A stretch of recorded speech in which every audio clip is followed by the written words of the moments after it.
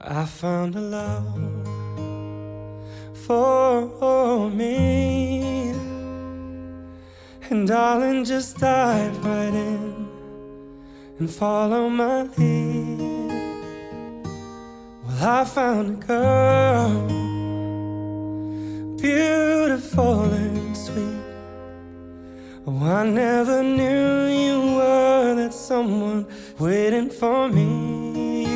'Cause we were just kids when we fell in love, not knowing what. Warahmatullahi wabarakatuh.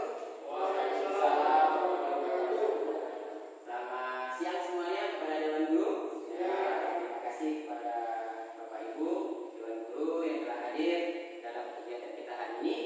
Hari ini kita akan melaksanakan kegiatan yaitu salah satu program pembahasan asesmen kompetensi minimum. Nah, asesmen kompetensi minimum, proses pembahasan ini merupakan salah satu kegiatan yang dilaksanakan dalam program Guru Belajar, yaitu di seri asesmen kompetensi minimum. Jadi nantinya saya akan sedikit memberikan pemahaman kepada Bapak Ibu Dewan Guru ya, untuk mengetahui sedikit tentang apa itu asesmen kompetensi minimum. Nah, kita lebih sering mengetahui tentang asesmen kompetensi minimum, padahal sebenarnya ini merupakan dari ruang lingkup tersendiri dalam salah satu bagian dari yang namanya disebut dengan asesmen nasional. Asesmen nasional ini nantinya akan memiliki beberapa tujuan. Nah, pelaksanaannya ini memiliki tujuan yang pertama adalah asesmen nasional tidak menilai individu peserta didik saja.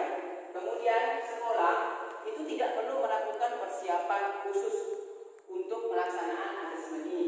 Kemudian sekolah tidak perlu melakukan bimbingan khusus ataupun pelatihan untuk kepada peserta didik ataupun siswanya untuk menjawab soal-soal yang nantinya akan dikeluarkan pada asesmen nasional.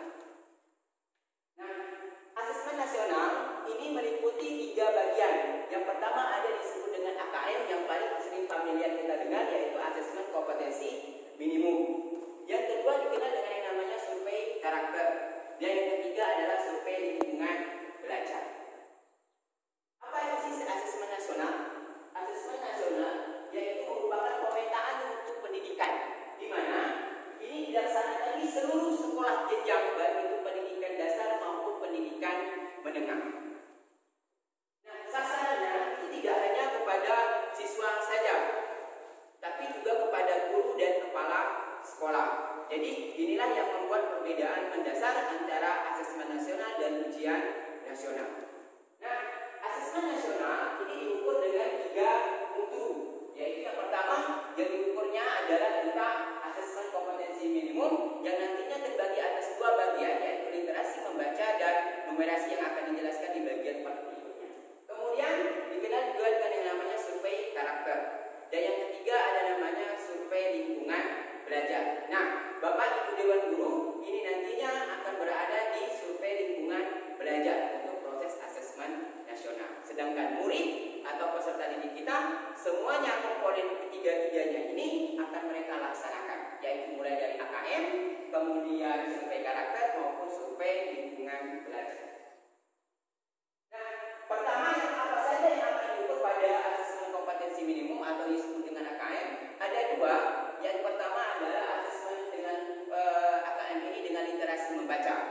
Nah, literasi membaca ini ada beberapa pemahamannya, bahwa nantinya diharapkan peserta didik itu memiliki kemampuan untuk memahami, kemudian menggunakan, mengevaluasi dan merefleksikan berbagai jenis teks untuk menyelesaikan suatu permasalahan. Sedangkan pada numerasi itu sendiri adalah tentang kemampuan berpikir peserta didik untuk menggunakan konsep, prosedur, alat dan fakta matematika dalam menyelesaikan permasalahan dalam kehidupan sehari-hari atau yang lebih kita bersifat real. Nah, komponen AKM ini yang akan sangat membedakan terhadap dengan ujian nasional, bahwa konsepnya bahwa tidak sama antara AKM atau asesmen nasional itu dengan ujian nasional. Asesmen nasional ini yang pertamanya adalah AKM tadi sendiri memiliki komponen-komponennya ada 2. Pertama adalah tentang literasi membaca dan yang kedua adalah numerasi. Literasi membaca itu sendiri itu adalah tentang berisi tentang baik itu kontennya hanya ada 2 jenis, baik itu teks informasi ataupun teks yang bersifat sastra. Sedangkan soal-soal dengan bentuk AKM, kontennya ada 4. Pertama ada yang disebut dengan materi pada bilangan, kemudian pengukuran dan geometri, yang ketiga ada data dan uncertainty, dan yang keempat ada aljabar. Nah, yang jelas lagi nantinya pada bentuk soal yang dikeluarkan pada soal AKM ini memiliki beberapa jenis tingkatan. Nah, pertama yaitu ada pilihan ganda. Pilihan ganda objective test yaitu memilih salah satu jawaban yang benar. Kemudian ada namanya jawaban ganda atau pilihan ganda kompleks. Ini bisa saja dalam satu soal itu nanti itu jawaban benarnya itu lebih dari satu soal, lebih dari satu jawaban maksudnya. Dan yang ketiga adalah soal yang dengan sifat menjodohkan. Dan yang keempat ada siang singkat. Dan yang terakhirnya ada bentuk soal nantinya dalam bentuk non objektif atau esai. Biasanya ini berupa uraian. Nah, tadinya setelah AKM ada yang dikenal dengan namanya survei karakter. Survei karakter ini nantinya akan dikaitkan dengan profil pelajar Pancasila. Apa saja profil pelajar Pancasila? Profil pelajar Pancasila itu ada 6 aspek. Pertama, yaitu beriman dan bertakwa kepada Tuhan Yang Maha Esa dan berakhlak mulia. Yang kedua adalah mandiri, kemudian yang bisa bernalar kritis. Keempat adanya kreatif, kelima bergotong royong, dan yang keenam adalah berkebinekaan global. Inilah adalah profil pelajar Pancasila yang nantinya akan diukur pada survei karakter peserta didik. Nah, mengapa juga mengukur karakter ini? Pertama, ini adalah supaya bisa mengembangkan potensi murid secara lebih utuh. Yang kedua adalah untuk mengembangkan sikap atau nilai dan perilaku yang menceritakan bahwa mereka adalah pelajar Pancasila. Nah, yang ketiga yaitu tentang survei lingkungan belajar. Survei lingkungan belajar ini memiliki beberapa komponen. Yang pertama adalah tentang iklim keamanan sekolah, kemudian iklim kebinekaan sekolah, ketiga adalah indeks sosial ekonomi, yang keempat adalah kualitas pembelajaran, yang kelima adalah pengembangan guru. Nah, sasaran asesmen nasional sudah saya jelaskan bahwa tidak hanya kepada murid saja atau siswa saja, tetapi juga kepada guru dan kepada kepala sekolah. Namun yang membedakan dasarnya adalah bahwa siswa itu melaksanakan seluruh komponen dari asesmen nasional, yaitu meliputi dari AKM, kemudian survei karakter dan survei lingkungan belajar. Sedangkan guru dan kepala sekolah itu hanya melaksanakan di bagian survei lingkungan belajar saja. Nah, selanjutnya adapun tujuan asesmen nasional ini adalah supaya meningkatkan mutu pendidikan. Ya, nanti ada alasan tersendiri kenapa ini perlu dilaksanakan. Dan yang kedua adalah sebagai penunjuk arah tujuan dan praktik pembelajaran. Karena nanti hasil dari asesmen nasional ini akan diharapkan dapat memberikan feedback atau umpan balik terhadap pelaksanaan proses pembelajaran dan peningkatan mutu pendidikan. Dan yang ketiga adalah memberikan gambar karakteristik secara esensial sebuah sekolah yang bersifat lebih efektif. Yang keempat adalah memotret mutu pendidikan, baik ini mulainya dari input maupun proses dan hasil belajar yang dilaksanakan. Nah, pelaksanaannya sendiri ini adalah berbasis komputer dan daring. Nanti untuk pelaksanaan jadwal itu masih diperbincangkan tentang waktu dan alokasinya. Namun yang jelas asesmen nasional ini akan dilaksanakan selama kurang lebih 2 hari. Nah, di hari pertama itu ada kegiatan untuk tes literasi dan survei karakter. Nah, waktunya masing-masing ditentukan. Kemudian pada hari kedua ada namanya tes numerasi dan tes survei lingkungan belajar. Nah, ini pelaksanaannya jadi hanya selama 2 hari saja. Kemudian hasilnya nanti, hasil ini adalah untuk pemetaan mutu sistem pendidikan dan ujian penyetaraan. Nah, nanti pada hasil akhir sekolah akan mendapatkan rapor, untuk hasil laporan AKM-nya, laporan hasil dari kegiatan AKM-nya. Nah, ini nantinya akan terbaca dengan 4 tingkatan.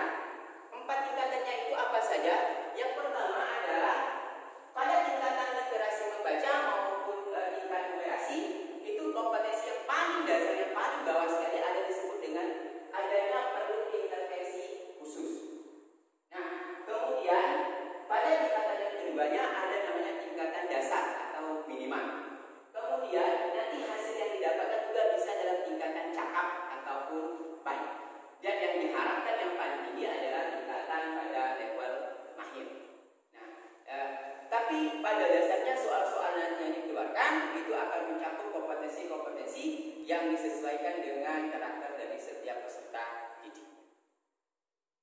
Nah, cukup sekian.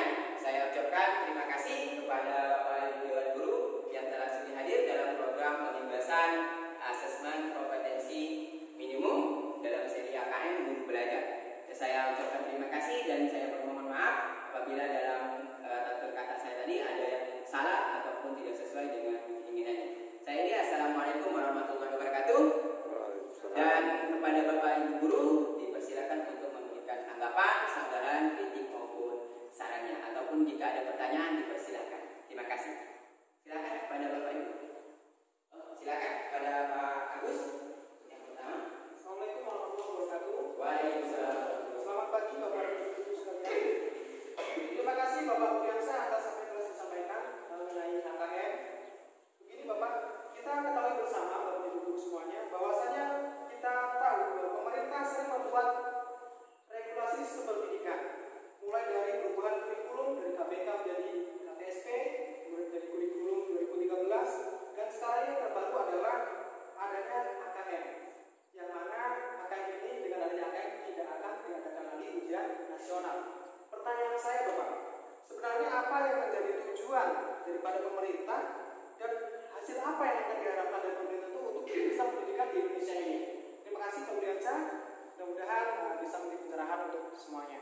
Assalamualaikum warahmatullahi wabarakatuh. Baik, untuk jawaban pertanyaan yang pertama akan saya jawab langsung terlebih dahulu bahwa kenapa diperlukannya nantinya AKM ini sendiri, yaitu bahwa pada dasarnya AKM ini kan merupakan salah satu bagian dari yang namanya asesmen nasional. Nah, asesmen nasional ini diterapkan bukan artinya dalam mengubah konteks kurikulumnya, tetapi adalah sebagai peningkatan mutu pendidikan.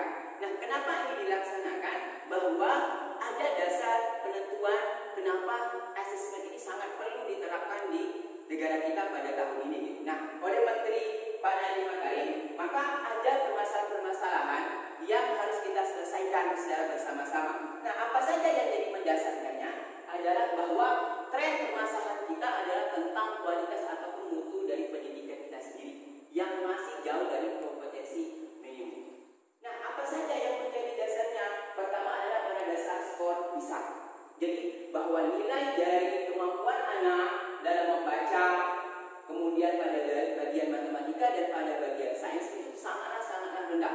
Bahkan pada bagian membaca itu sendiri bahwa 70% siswa kita itu masih berada di bawah kompetensi minimum. Kemudian pada bagian matematikanya sendiri 71% siswa itu masih berada di bawah kompetensi minimum. Dan di bagian sains itu hampir 60% siswa itu masih berada di bawah kompetensi minimum. Nah, dengan adanya AKM tadinya pada dua konsep yaitu literasi membaca dan numerasi, maka diharapkan ini nantinya akan meningkatkan mutu kualitas atau pendidikan dari pembelajaran yang akan kita laksanakan.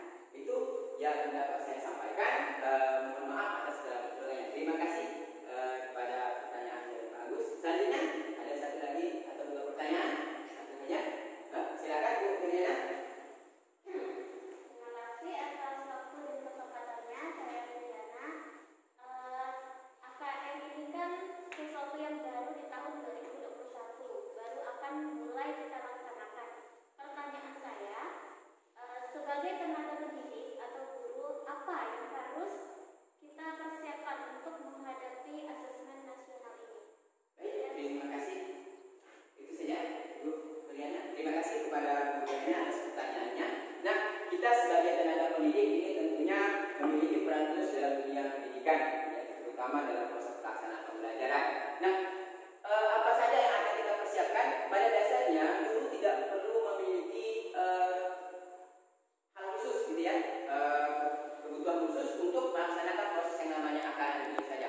Nah, kenapa? Yang perlu kita pahami bahwa nantinya AKM ini akan disesuaikan dengan kompetensi yang dimiliki oleh siswa. Dan yang terakhir adalah bahwa guru nantinya mengisi di survei lingkungan belajar. Nah, disinilah nanti Bapak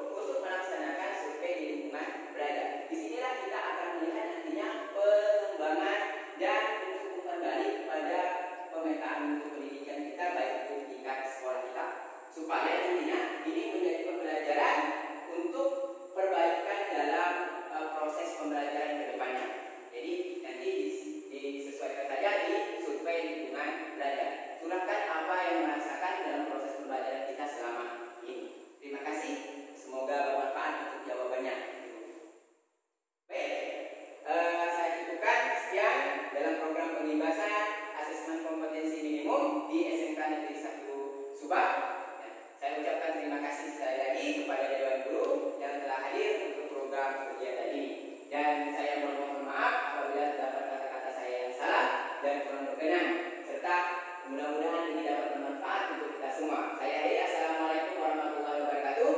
Selamat siang semuanya.